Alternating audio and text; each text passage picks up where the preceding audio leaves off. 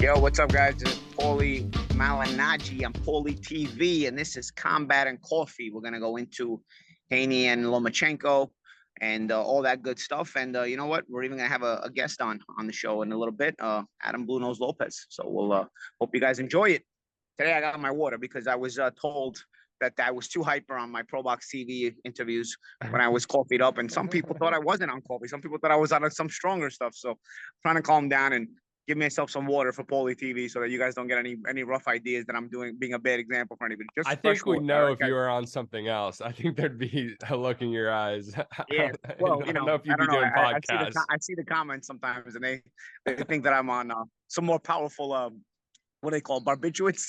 I don't know, some more powerful drugs. I think you'd be back in the ring if that was the case. So in order to avoid any confusion between the coffee and anything else, I'm just drinking water here on Paulie TV today. All right. So last week we recorded an episode. I didn't record the audio for it. Quick, we talked about Canelo. Who do you want to see next for Canelo? I know we've talked. Yeah. You know what? I'd like to see the Benavidez fight. You know, I don't think any other fights at the other weight classes matter. I think they wouldn't be competitive. I'm curious about the Benavidez fight. Benavidez showed us some slight flaws in the Caleb fight. Canelo, you know, can take advantage of some things that Benavidez may be flawed at. Of course, there are things that Benavidez take advantage of in Canelo style as well. It's a fight that I'd really like to see, and I'd also like to see the undisputed titles be continuously put on the line, because I really have a pet peeve about people who put the titles, win all the titles, and then put this logjam into the weight class, and nobody's getting title shots because the guy wants to fight in different weight classes. So I think that it's very important that for the sake, it's also from a boxing perspective that Benavidez and Canelo do fight each other. It's important that these titles get put on the line against the most deserving guy out there, and that right now is David Benavidez. How do you see Benavidez picking apart Canelo? Just as through his size? I don't see him necessarily picking Canelo apart. I am curious now with the pace Benavidez brings, that can bother Canelo. If Canelo's accuracy and punching power stops the pace of Benavidez, like it has stopped the pace of certain other guys. You know, Caleb and Billy Joe Saunders are sort of domesticated into fighting Canelo's pace in the fights that they had against him. You know, Benavidez typically doesn't respect the pace. He wants to bring a high pace, a fast pace, and he wants to kind of drown you. But he's a little bit hittable if you're crafty, you know. So I'm curious to see if Canelo's firepower would force Benavidez to respect Canelo's pace, or if Benavidez could be crafty enough to, you know, force the pace to increase and therefore make Canelo uncomfortable. You know, these are reasons I'd want to see this fight. And again, I mean, I think the undisputed titles should be put on the line against the most deserving guy. You got other guys coming up the ladder like David Morrell and all this stuff. So, you know, there are options, but I think Benavidez is probably the main guy that we should see these titles be put on the line against. I think if it's not Morrell and it's not Benavidez, I mean, you know, dude, you got to start to really, really question whether Canelo's all about himself or he's about boxing, you know, because yeah, I think the Ryder fight was good. It was, you know, that was a crafty guy. I didn't mind seeing it at all. I think it was entertaining. But you do have Benavidez in the wings, and he's got to fight. You know, he's supposed to fight. Worst comes to worst, Benavidez too, so you know. Yeah. So I saw Benavidez when he was a kid. Yeah. But I'll tell you what, you know, all this talk. Who won those? Yeah. I don't know, man. Honestly, I don't remember. But looking at David now, I wouldn't be shocked if he was getting the better of me back then. Who knows, you know? You know, it's I think that, you know, Canelo creates so much conversation because he's the biggest name in boxing. But then the media sort of creates these dumb conversations. I think I sent you a video of Bebo being asked if Canelo would fight Usyk, because the Usyk question got brought up to Canelo again, and Canelo said he'd be interested. Bro, this guy's interested in fighting everybody except David Benavidez. Like, it's wild, you know. And then people say he's daring to be great. It's not daring to be great when you refuse to put your titles on the line, because worst comes to worst, you can always get beat and then still be the undisputed world champion. So this is not daring to be great. This is a con artist's job of trying not to defend the title. So I think it's important that the undisputed titles get put on the line against Benavidez. And honestly, I don't necessarily think that at this point that Benavidez definitely beats Canelo. I think it's a good fight. It's a fight that I want to see, and I think it's a fight that boxing wants to see. And that's what's most important, more important than anything. You've made all your money. You've made a ton of money. He's very, very comfortable. You know, at this point, you're the face of boxing. You've got to represent boxing in the right way. And I think representing boxing in the right way means the boxing should see you in the fight that everybody wants to see you in, and that's against David Benavidez. The Bivol fight is a waste of time for me. I think Bivol beats him one-sidedly. Bitterbeev hurts him. And then he doesn't Usyk want to see Beterbiev. And the Usyk fight is actually such a ridiculous conversation that even Bivol sarcastically, when he was asked that question, even Bivol made a sarcastic joke about it and said, "You want to see him with Usyk? Usyk?" He goes, "Why not just put him against Joshua? Let's just watch Canelo Joshua. That's a better fight." You know, when as a reporter, when you also can't be that dumb either. You know what I mean? When you keep pushing this garbage, you know, like and then the fans, you know, these guys get these ideas and the fans have to be put through this total bullshit. You know, it's important that I think Canelo fights Benavidez because this is the best fight that can be made at the 168-pound division, and it would be made by the fighter that is the most representative of boxing in this generation, and that's Canelo Alvarez. Speaking of pushing garbage, I go on Reddit to check news sometimes, and posted on r/boxing yesterday by Illuminati. It has 1,000 votes and 278 comments. What do you think it is? I don't know. Illuminati. That could be anything. That's a shady, shiesty name. The infamous sparring leak between Conor McGregor and Paulie Malignaggi, plus the aftermath 2017 leading up to McGregor Mayweather. So somebody's just throwing shooting strays at you for no reason. Oh man! Well, the infamous the 5 seconds. Somebody just posted your sparring footage and just started the discussion. Let's rip on Paulie today. Hey, yeah, I mean, listen, it's cute. Dude, do you want to hear some of the comments? Is what I'm.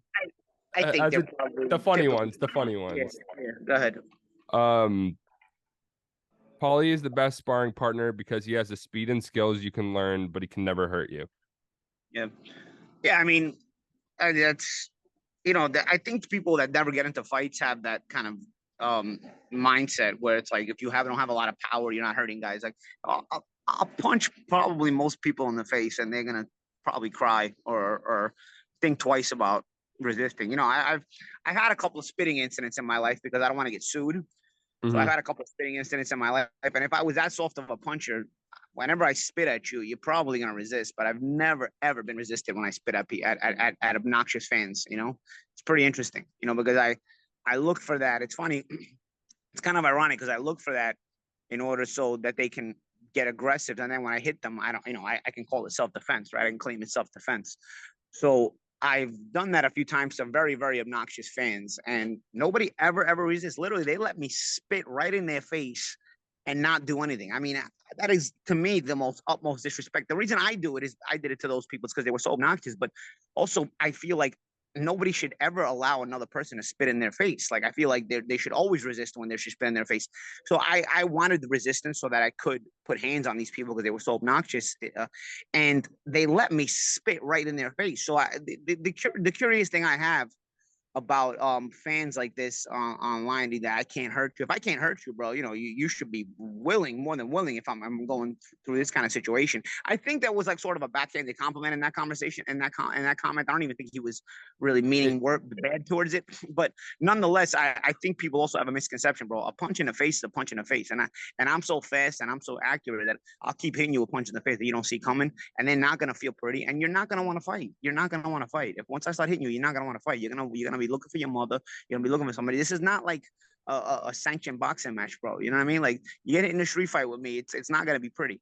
So I think but I think, and then all these guys that have the jiu-jitsu background. Listen, my brother does jiu-jitsu. I understand it's a very dangerous art to know, but in jiu-jitsu, you got to hope that nobody jumps in the fight. It's a street fight. You know what I mean? Yeah. At least you know how to stand up fight.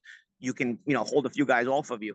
You're a street. If all you know is jiu-jitsu, dude, you got problems because anybody in the street will jump in and kick you in the face, and you can only fight one guy at a time. So I do think that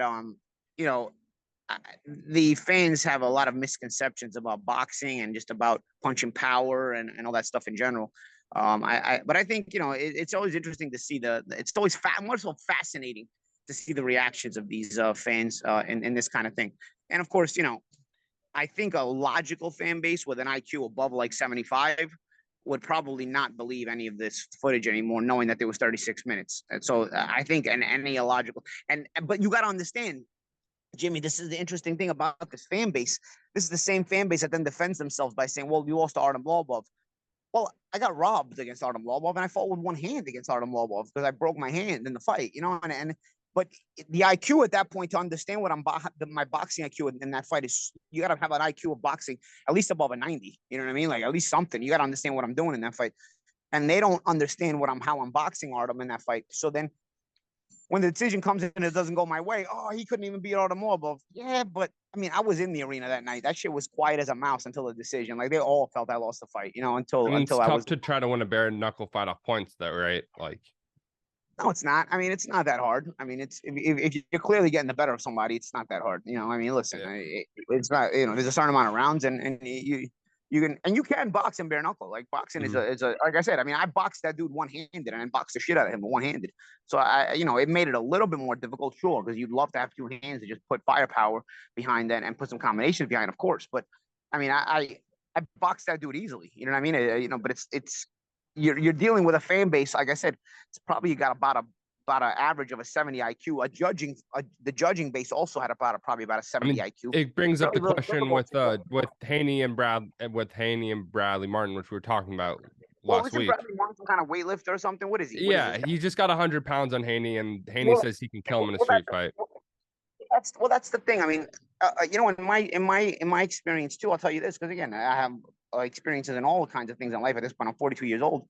In my experience, I've not seen big guys that actually know how to fight. Because you got to understand, big guys, they typically don't get pressed, so they don't actually end up having to fight. They usually intimidate their way out of fights, or nobody ever messes with them. So you ever actually see a big guy fight? It's not most of the time, unless they're trained fighters, they don't know how to fight, and they actually are kind of more scared of getting hit because they never get hit. So the interesting thing about a guy like that guy Bradley is I guarantee you he hasn't been in many fights, if any fights at all in his life. So for him to say he'd hurt Devin Haney is total bullshit, bro. Devin would light him up, beat the shit out of him, and if he doesn't knock him out, in a street fight, though, in a street fight. In a street fight, yeah. In a street fight. What is he doing? Like people are like, oh, you gotta grab him, bro. You don't. Here's the thing, bro. Here's the other thing you gotta understand. Even if you're big, you can grab somebody, but you still have to close that gap. You still have to be able to get close and grab the guy. And you say, oh, you just charge him and grab him. Yeah, but when you're not used to getting hit and you don't like to get hit and you're scared to get hit, you're not going to charge as enthusiastically. And if you don't charge enthusiastically, you're not going to get inside because you're going to be met with punches constantly. And honestly, a guy who doesn't like to get hit, or a guy who's not used to getting hit, only has to get hit with a couple of punches before he already changes his mind about the entire fight situation. You're not tough just because you're big. You're strong because you're big. Yes, you may be trained to fight, and then okay, you know how to fight, and you're tough because you're big. But just because you're big doesn't mean you necessarily know how to fight. Now, it doesn't mean you don't know how to fight. Don't get me wrong. I've seen some big guys be in boxing gyms and learn how to throw punches and learn how to fight, and that makes them more dangerous. But bro, if you're just strictly a weightlifting guy, yes, okay, you scared grab somebody, you can squeeze them, sure. But you also gonna wind up with your teeth knocked out, your eyes blackened, cut up. And I don't think at that point, when you take a couple of shots from a trained pro fighter like that, you're gonna be as enthusiastic to try to grab him, because you're gonna be met with more punches. You're gonna be wondering how many of these am I gonna have to take in order to get to this guy? And eventually, it's just gonna take you. Bro, punching up, nothing kills your enthusiasm like a punch in the face. I've been punched in the face. You haven't been punched in the face. You haven't. The problem is most people have never been punched in the fucking face. So they don't understand that enthusiasm killer. And a punch in the face is the biggest enthusiasm killer. Think about, let alone 2, 3, 4, or 5. Devin Haney will beat the shit out of that guy. I mean, if your hands aren't up, it's the worst feeling when your hands aren't up and you get punched in the face. And it's just like, bro, my hands, like, God damn it. Every time I've been punched in the face, my hands weren't up. Yeah, I mean, it's such a dumb conversation to even have. I mean, but people are gonna have it promotion for the fight. And it's always I've never been in a fist fight brigade that always has the biggest opinions too on this stuff. This is why it's comical to even hear the opinions, Yeah, I mean, is that just promotion for the fight? Maybe leaning in. It's great. I think I assume this guy, you know, where they do the He's interview. popular. He's popular. Bradley So Martin. He's on the Nuff Boys podcast. Yeah. as long as people talking, bro, it's great promotion, no matter what. You know, it's great promotion for Devin. It's great promotion for him, for Bradley. You know what? If he's popular and it's a fight week interview or leading into the fight interview where people are already talking about it, and this is becomes a question that people, you know, goes viral because people are questioning who would win this and that. You know what? It's good. It's good regardless because Haney has a fight coming up, so it raises the curiosity about Haney. And then, of course, if you don't know who Haney is, then all of a sudden you're like, oh, then this guy's fighting this week. I'm gonna watch him. So you know what? It's all's well that ends well. It's all good. And also good promotion for Adam, who we have on. Yeah, it's all good promotion for Adam. Who we have on, he's fighting the co-main event against Oscar Valdez. So, Paulie Malignaggi for Paulie TV here. And you know what? Every once in a while, we get a couple of guests, guys who have upcoming fights, or guys who have just come off of fights, or guys, whatever, just interesting people in boxing. Adam Lopez is getting ready for a rematch with Oscar Valdez. And he's here with us today on Paulie TV. Adam, what's up, buddy? What's going on? What's up, Paulie? Thanks for having me, man. Yo, man, my pleasure, my pleasure. So, let's get right into it, man. You've seen Valdez before. You're getting preparing for him again. Any adjustments you're looking to make in this fight? We know it was a good fight the first time around. Do you see Valdez as the same guy that as you fought last time? Do you think he's come down a little bit? Do you think you've come up a little bit? Is it one of those situations where you're getting him at a better time at the right time? Yeah, I mean, I don't want to underestimate him and the fight at all, but I do think it's a good time on my part. I have got a trainer. I'm not trying to train him with Eric Brown, who I work with. Oh. So he's definitely, man, he's my ass in the gym every single day. You know, he's pushing me hard every single day. So Yeah. I'm definitely very prepared for the fight. This is the hardest I've worked for a fight. So I understand how big the opportunity is. Whether he's coming down or he's not or whatever, I know I've improved. This is the best I've been, the best shape I've been in. So I'm gonna take full advantage of this opportunity. What do you see in Valdez recently that makes you that gives you more confidence, or just things that you're looking to see in the fight? I mean, he's coming off his first loss with Shakur. I mean, some people say it's his first loss. Some people say it's you know, his third or whatever. But you know, I mean, he's getting a little bit older. I know that.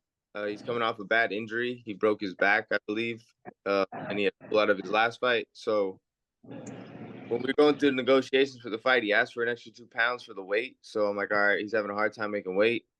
It's not a problem for me. I actually put on a little bit of muscle during off camp, so the extra 2 pounds is actually going to help me as well. But honestly, I just understand how big of an opportunity this is. And the first time we fought, it was a day's notice. You know, I didn't have much time to train. I was on the undercard, but I was going through some things in life, and I really only trained like 3-4 weeks for that fight. So he didn't get a full in shape Adam Lopez.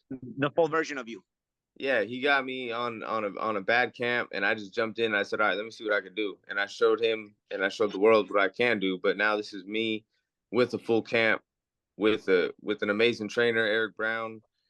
You know, I'm very excited to show him and everyone else. That's what I was gonna tell you. Sometimes things happen all for the benefit when it comes full circle. So do you think even if it would have been the best version of you on the first time around, it would have been as good of a version of you as you are now? Or do you think now you're more mature and you're a better version? Say like the first time around where they offered you the fight, you had a full camp back then. Is this version of you with a full camp better than that version of you with a full camp, you think? Definitely. You know, I've been through some tough fights. I got more experience. I'm older now. When I fought him the first time, I was 23. I'm 27 now. So, you know, I got my grown man strength. I'm a lot stronger. I'm a lot bigger. Back then I was fighting at 126. Now I'm a full 130 pounder. So he's going to get a full grown Adam Lopez of 27. You know what I'm saying? Like they say, when you're 27, you're in your prime. So he's going to get a real fight, a tough fight. What are some of the things that you've enjoyed working on with Eric in the gym? You know, I actually had worked with Eric as well. I won my second world title with Eric. So Yeah. I know he's a very capable guy, and also from a psychological perspective, he's very in tune with his fighters. What is a couple of things that you've liked, you've enjoyed that have been different from prior camps to work with Eric in this camp? Like you said, he's very psychological, man. He really got into my head. The first day we started training, he's like, "We're going to a dark places camp, so you better be ready." Mhm. And he pushed me. He pushed me fucking hard. He pushed me, and he showed me that I got more than I expected that I got. You know, sparring, training, bag work, like mid work. It's something different, and it's brought out something in me that I'm really happy to see. Really happy that I still got in me. Um, No, he's a great coach, man. He's a really good coach. I'm Yeah. really happy working with him. Yeah, well, I, from a psychological perspective, I mean, I remember training with Eric, and he has a way. I told people he has a way of making you feel like he's the boss, but without making you feel disrespected, if that makes sense. You know what I mean? Because sometimes West fighters, we have egos. We want a trainer that's going to train us, but we also want to have our ego kind of schmoozed. Eric's not going to schmooze your ego, but at the same time, he's not going to disrespect you. But at the same time, you're going to know he's the boss. You know what I mean? And I think fighters kind of have to. We're kind of like horses. We're kind of like prize horses. We got to kind of be maneuvered in the right way so we can run the right way. And I think Eric has done that very well. Let's get back to the fight, Adam. A win over Oscar Valdez at this point in your career. Like you said, you're 27 years old. You feel like you're hitting your prime. Where do you think it would take you from here? You're looking at the top ranked stable. You're looking at what they have. You're looking at what's going on in and around your weight class. What do you, without getting too far ahead of yourself, what do you think it would do for you?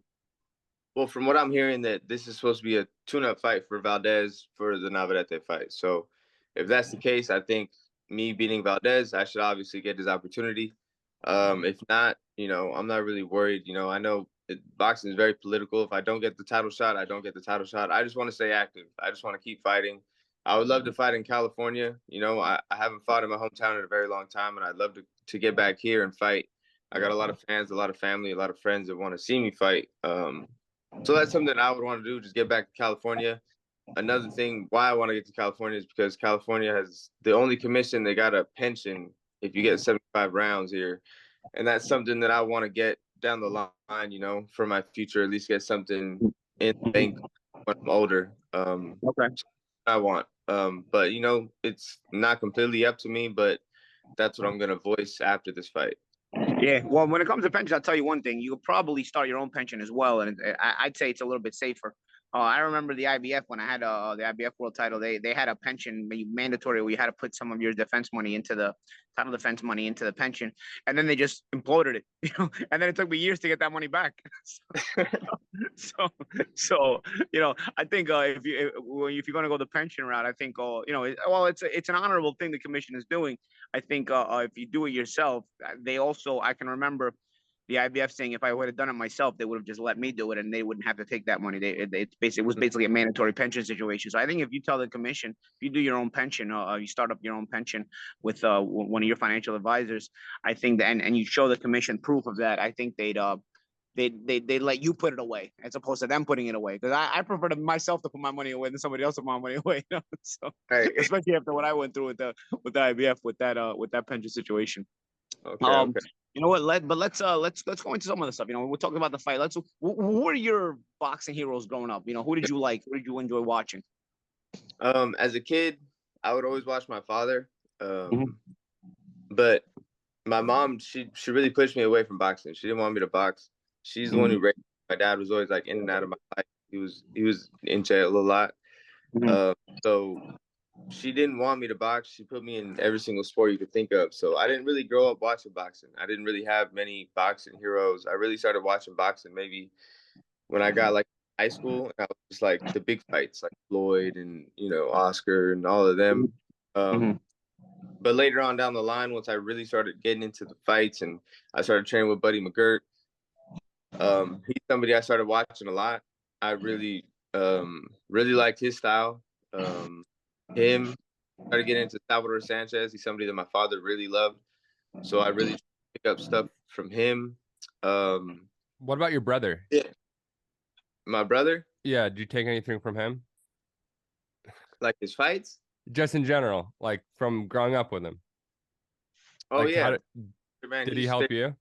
Yeah, he steered me the right way every chance good, man. He would check me if I was messing up in school, if I was hanging out with the wrong type of people. He would check me right away. He would let me know, like, yo, you doing the wrong thing. And yeah, he always looked out no matter what. What Well, that's do you think you guys like sparring record is all time against each other? There'd be times we go to the gym, man, we turn the bell off and we would just go at it. We would just go at it. sometimes sibling rivalries, they're worse than regular rivalries, bro. Oh yeah.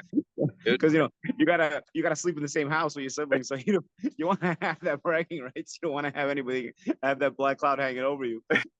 Oh Yeah. man, Or man, it'd be bad sometimes. yeah, absolutely. All right, man. Well, Adam, yo, it was great catching up with you, man. And we'll let you get back to your preparation for this fight. We look forward to catching up with you maybe later on or even after the fight. I have one more question. Go ahead. Haney or Loma? Oh, big prediction week. All right. I want Loma to win, but I have a feeling Haney might just outbox him. All right. All right. We disagree there, but all right. I don't think Loma can be outboxed. I think Loma can be out fought maybe at his age, maybe out physical, if that's the word we're looking for, but I'm not sure he can be outboxed, but it should be interesting. And you guys are the second fight right before? Or is it, what was that? What place on the card are you guys? Are you right before Haney Loma? Yeah, we're the co-main event. Oh, let's go. All right. It's a great spot for you, Adam. It's a great spot for you on a big show, worldwide recognition. So this is your chance to shine. So we look forward to watching this event, well, the whole card in general, and really seeing how things turn out for you, brother. Thank you, man. I appreciate it, Paulie. All right, man. Send my best to your coach, Eric, man. I'll talk to you later. Awesome. Thanks, Paulie. Good combat and copy. 4. Boom.